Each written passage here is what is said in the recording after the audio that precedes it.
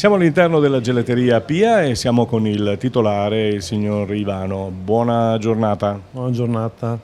Allora, qui ci hanno indicato questa gelateria perché lei sceglie dei prodotti naturali. Sì, naturale il territorio e anche oltre, dalla Sicilia fino al Cadore. Per esempio l'ultimo del Cadore è il fiore di Sambuco. Fiore di Sambuco che mi ha detto non è periodo però adesso. È appena passato, esatto. Perché i fiori passano circa giugno, luglio. La gente l'ha accettato questa, perché sei un po' la ricerca insomma, del massimo del sano.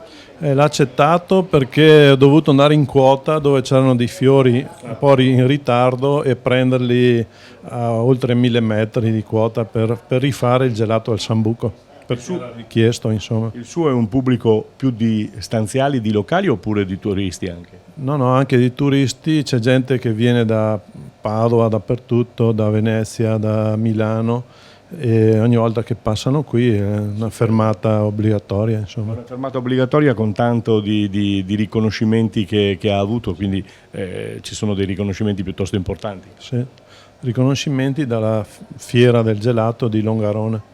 Che è una pietra miliare per tutto il settore e non solo. Sì, è la più vecchia fiera internazionale che esiste, insomma. Oltre ai fiori di Sambuco, che cosa hai in mente ancora? Ma avevo in mente, diciamo, fare un gelato con 13 piantine di fiori perché ho visto dalla Svizzera, ho ricercato la caramella ricola che la fanno con 13 piante e volevo fare un gelato come la caramella ricola, insomma. Stavo appunto per chiedere perché 13? Sono 13 le piante. Quindi porta anche bene poi il 13, no? Insomma, sempre.